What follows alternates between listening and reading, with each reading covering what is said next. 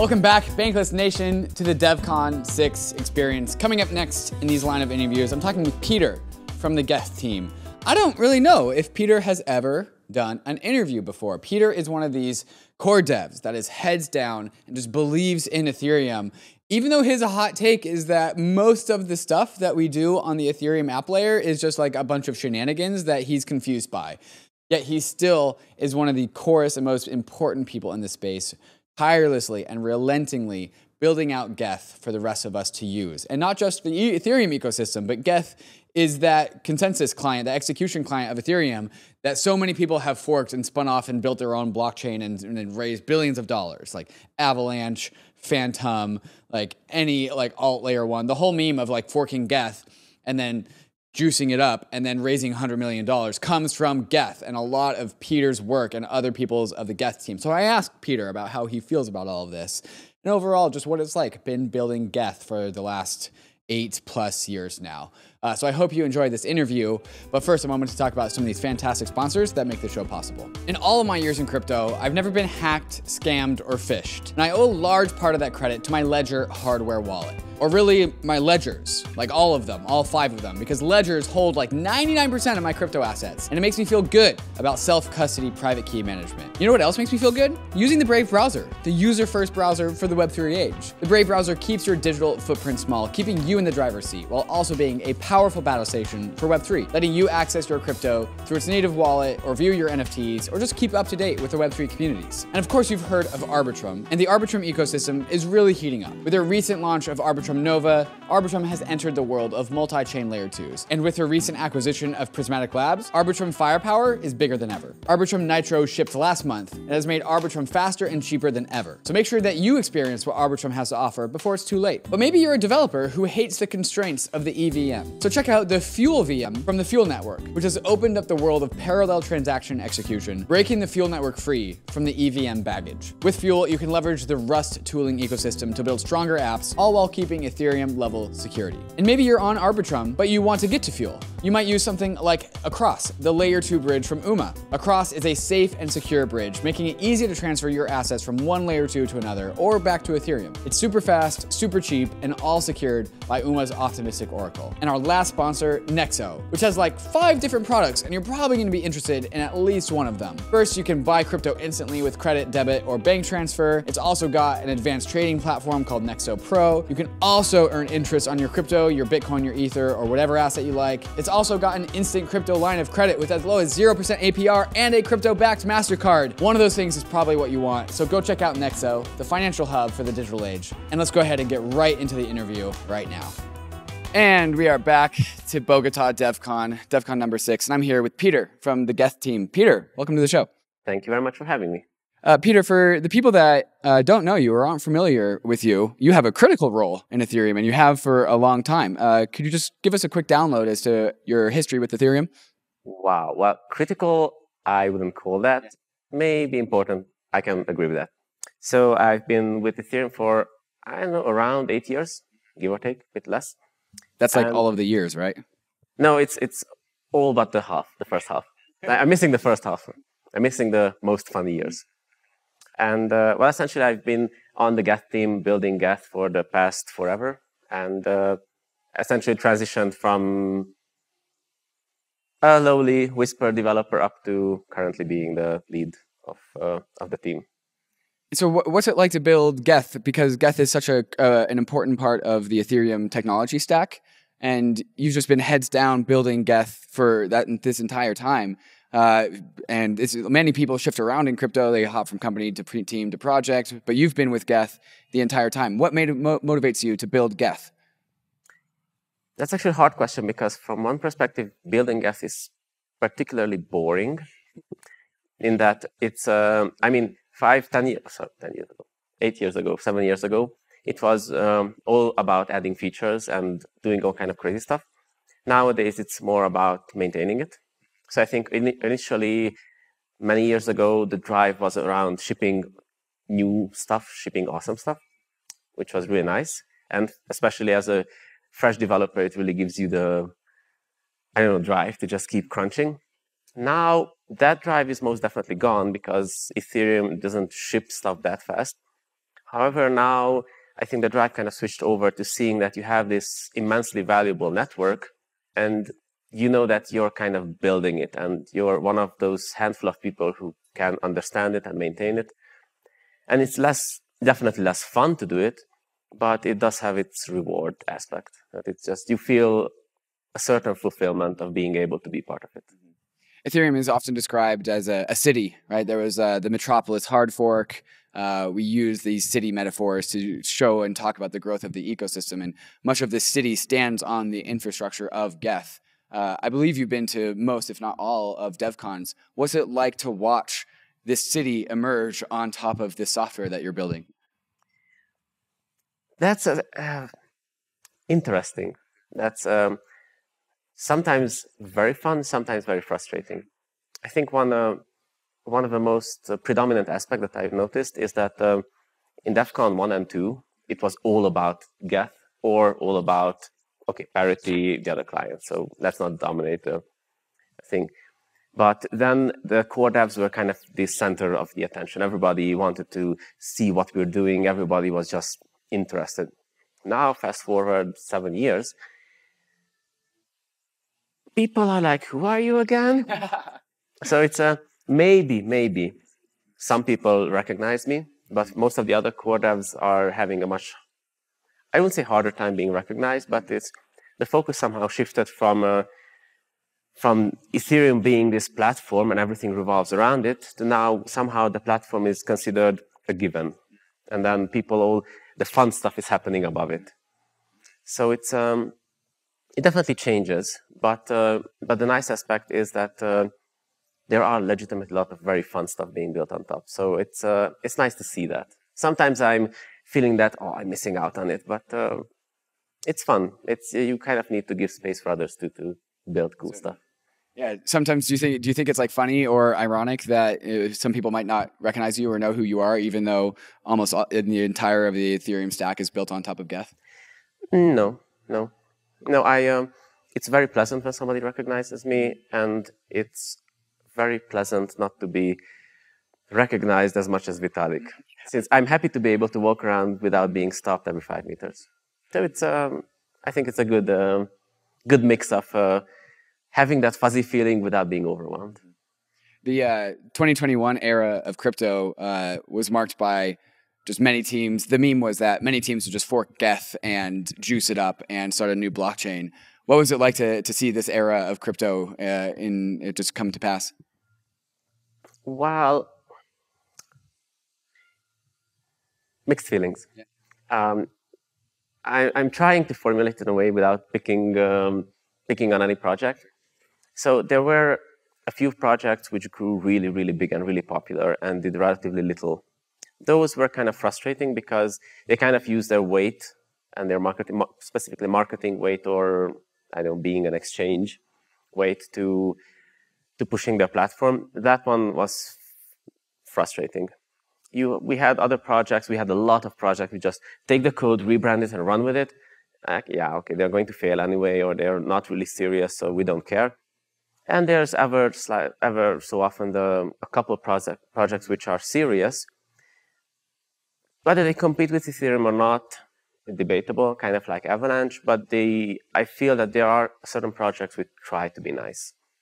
And for them, it's nice to collaborate with them, even though we collaborate very little, but it's nice. So kind of mixed bag, frustration, not caring, and being happy. But I think working on open source software, that's the game, that people are going to take your shit and run with it. So are you going to work on Geth for the rest of your life? Like, what is the trajectory with you and Geth? Like, what do you see when you look into the future? I don't know. It's I will definitely admit that I had my ups and downs. I definitely had my frustrating periods where I like, okay, screw it. I'll just flip the table and walk away. I would probably attribute that mostly to COVID. It was a bit rough. But I don't know. So for now, I really enjoy it. Especially that the merge happened and now we have important forks coming, but a bit smaller ones. I think these are very interesting and they do give me this drive. I don't know, maybe once we reach the point where things just settle down, then it will be less interesting. Plus, I think now me remaining is kind of useful, and I don't really want to say important, rather it's helpful if I don't go. I'm almost certain that there will be a time when you will have a lot more clients, a lot more specialized, where me alone would not be that relevant. And that might be an interesting time to just call it a day. What's your least favorite thing about Ethereum? The dApps. The dApps? Yes. The application layer? Yes. What about the application layer offends you? No, the DeFi stuff. No, I will flat out admit it. I don't understand it. It's just like this black magic of thing, which for whatever reason works. I don't understand why it works. I try to understand it. I don't have time to figure it out. And it seems like this thing that I don't understand why it just doesn't collapse. And it's fascinating that it doesn't collapse. I'm afraid that it will collapse. And I don't have time to understand it. It frustrates me. So that's the thing I hate about Ethereum. So, I mean, Ethereum is a layer for applications. That's kind of the point, right? Like Geth is an execution client to execute applications. What does your idealized version of the Ethereum app layer look like if it's not a bunch of DeFi stuff? No, there's absolutely nothing wrong with DeFi stuff. I'm just waiting for non-DeFi stuff. Yeah. NFTs, okay, they got a really bad rep. I think there was a lot of abuse, but that was at least something that wasn't necessarily revolving around money initially. It had its money aspects too. I'm really looking forward to certain, for example, one thing that was super nice was on the opening ceremony, they announced a small NFT for the merge contributors, which would allow people to have access to conferences. And that was like, okay, this is not money. It actually is an NFT. It uses Ethereum. It's this super nice application and a super nice gesture, but it's completely non-financial. And it seemed like a very nice thing to do. But you have other applications. You have ENS. I really like that. So anything that doesn't necessarily revolve around the money, I prefer that a bit more. And there's nothing wrong with DeFi, nothing wrong with all the money aspects. I know we need them too to be here, so happy that they are here. I'm just not a fan. So you're in the Vitalik camp where you're just more focused on the non-financial use cases of what Ethereum can do. Yeah. I would say, yeah. It's with the non-financial aspects, you can have very nice conversations with anybody, and you can just talk about the fun aspects. Whereas every time you talk about the financial stuff with somebody, sooner or later they will ask, okay, so what do I need to buy? And that's when you want to exit the conversation. And even if I'm among friends, I mean, my tight friend circle, they kind of learned that they don't ask these questions because I'm not answering anyway, and we can just discuss stuff. But if I end up in a broader friend circle, within 10 minutes, we're back to, okay, so what do you think about this token? I'm like, yeah. Okay, so what's your favorite thing about Ethereum then? Either part of the tech stack or the culture or anything? Actually, I was talking about this with Marius yesterday. I'm not going to give names. He was talking with various non-Ethereum projects linked to Ethereum, not really Ethereum, is other chains, Altus, etc. And his observations was that in a lot of these chains, you have a certain rivalry. You have a certain, we don't really like those, we like those. And I kind of feel that, at least within the circle that I'm moving around, the Ethereum community is very, very positive. It's not about, let's make it so that Ethereum becomes this thing and something else fails in exchange. Rather, we'll just build our little pie and everybody else does whatever they want. And at least the people I talk to are kind of, I feel that they are like this, most people. And that is very positive. I think that's the single best thing about this whole Ethereum community. What can the Ethereum community do to make your life easier or make Geth the best thing that it can be? How can we get out of your way? Nothing. Nothing? No. This is a question I get asked over and over again. And, well, the fact is, Geth is a very, very technical software development project. We deliberately didn't spin out of the EF. We deliberately don't have our own conferences. We don't have our own booth here at Devcon. We could have had it. And we always said that, no, we don't want to be some big thing. We just want to be a single team that does software development. But because of that, when people ask how can they help us, well, yeah, we're developing software, so kind of that's where our day starts and our day ends. So how can you help us making the software? I know our bottlenecks are usually we receive more code than we can review. Even internally, we have devs who produce more code than we can reliably merge. And then that's the biggest frustration. So I guess if I would necessarily had to name something that somebody from the outside could help Geth with, it would be joining these testing efforts. For example, the merge had an immense effort. Well, Marius was pioneering the testing, the merge, and we had a lot of teams fuzzing and doing all kinds of stuff. Now, that doesn't necessarily help Geth directly, but it does help us sleep well at night, because we know that the thing that we wrote, it's not just that we think that it works, but actually none of the other tests fail. So that's a very, very net boost to our, I don't know how to call it, us believing that the code is okay. And that really helps, because then I don't have to second guess, I don't have to sit there on needles waiting for the merge to blow up. I can be sure, for example, when the merge was happened, our biggest fear was that somebody comes up with an attack, a denial of service that we didn't thought about. The fact that the merge wouldn't go smoothly in its normal form without an attack, well, we were kind of convinced that it's going to go perfectly. So that was, and I think that we owe that to the immense effort that essentially the entire community contributed. That's Peter, what's Ethereum's biggest weakness? If you had to attack Ethereum, how would you do it? How would I do it? I still think Ethereum is, the Ethereum software or the Ethereum platform is not really robust enough. There are still many areas. So my personal fit with Ethereum and all the EIPs and everything is always denial of service. That's always, I try to see, okay, can I somehow break things? And I feel it that Ethereum is very robust. However, our path is, so our network is constantly growing. Everybody wants to do more on it. Everyone wants to store more on it. And nobody really wants to talk about, okay, but how can we clean the old crap up? And it works up until a certain point, and then things start to break. And at least for the Geth team, sometimes people ask us, what does maintaining Geth mean? Because we're not really adding features, so then what are we doing for the past 8 years? And the answer is that, well, for 8 years, the network was constantly growing, and every time it grows past a certain threshold, something breaks. And then maintaining Geth or maintaining Ethereum is keeping up with the breakages and just redesigning internals, swapping out stuff so that it keeps on going. And I think this is, eventually we will run out of ideas to do.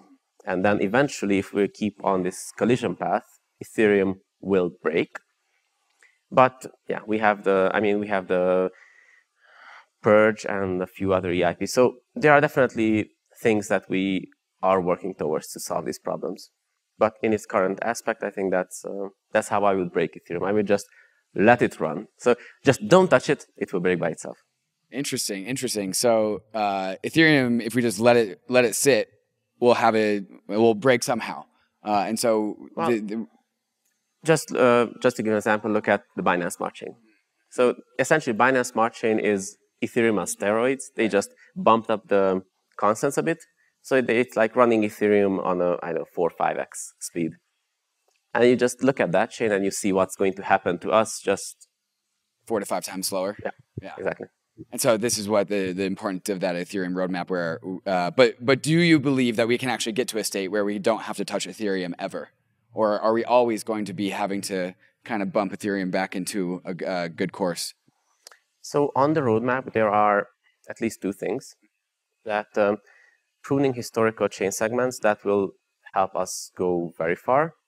Plus, there are even now a lot of EIPs, there are a lot of workshops currently going with dank sharding that will allow us to push the boundaries without raising the stress on the network too much. So there are a lot of things that we are currently doing to actually do that. And I think this will give us quite a nice runway. There's still a couple thorny issues. Worker trees might solve some of them. I'm still not 100% sure. But the nice thing is that there are actually a lot of attempts to solve it. So it's not like we're not talking about these problems. Rather, yeah, most people don't really acknowledge it, but at least there's a group of researchers and core devs who figured it out that, okay, this is a problem and we need to solve it. And it might take 5 years. I don't know, set a random number, maybe 10, maybe 2. But we're trying to actively solve it. Mm-hmm. So going back to one of my first questions, why work on Geth? What's the motivation? What do you think Ethereum is here to do to the world? Like, is Ethereum good for the world? And how will the world change or hopefully improve because of Ethereum's existence?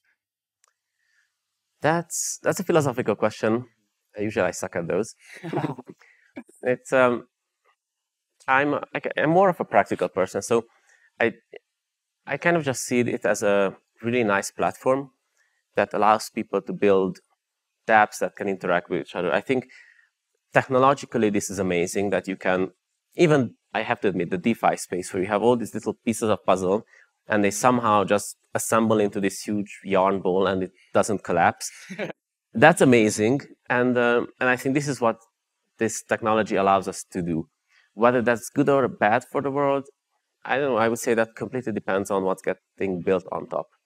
And I think that kind of depends on the Ethereum community of what it allows to be built or what it prevents from being built.